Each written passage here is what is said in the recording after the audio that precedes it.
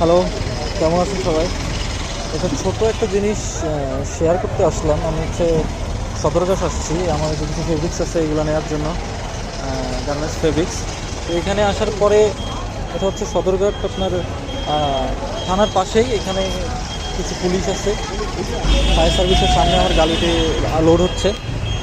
তো মজার বিষয়টা হচ্ছে, প্রথমে একটা পুলিশ আমার কাছে আসলো, এসে বললো যে মামা আমাদের চা নাস্তা খাওয়ার জন্য কিছু টাকা দিন। আমি বললাম ঠিক আছে, দিব, সমস্যা নেই, একটু ওয়েট করেন। পরে যে দেখলাম যে আরও দুজন আর কি পুলিশ চলে আসছে, এসে আমাকে বলতেছে ভাই দেন দেন দেন। আমি তাদেরকে ঘুরাইলাম, আড়াই ঘন্টা মতো ঘুরাইলাম। ঘোরানোর পরে তাকে 100 টাকা দিলাম, সে খুব খুশি হয়ে চলে গেল।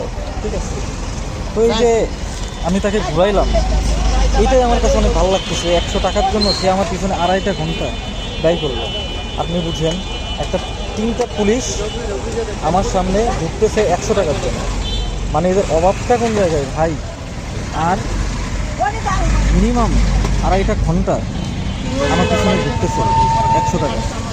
আমি 100 টাকা দিয়ে 2.5 ঘন্টা তাদেরকে ঘুরালাম শুধুমাত্র 100 টাকার জন্য। আমি এখন ওনারা যাওয়ার পরে ভিডিওটা করতেছি, যদি ওনারা আবার আমি ওনাদের দেখা পাই, হয়তো ওনারা লাঞ্চ চলে গেছে, এখন বাজে হচ্ছে প্রায় 2:30। তো যদি আবার ওনাদের সাথে দেখা হয়, আমি ওনাদের একটু ফুটেজ আপনাকে দিব, সবাই দেখবেন যে আসলে কারা যে 100 টাকার জন্য 2.5 ঘন্টা পরিশ্রম করলো 3জন লোক। এদেরকে আপনাদের কিচেনে রাখা উচিত, ভবিষ্যতে আপনাদের হয়তো বা কাজে লাগতে পারে। Thank you. আমরা এরকম আসলে প্রতিদিনই ভুক্তভোগী, আমরা এখানে ফেব্রিক কিনতে আসলে এগুলো আমাদের সাথে হয়। ঠিক আছে, তো সবাই ভালো থাকবেন, ধন্যবাদ।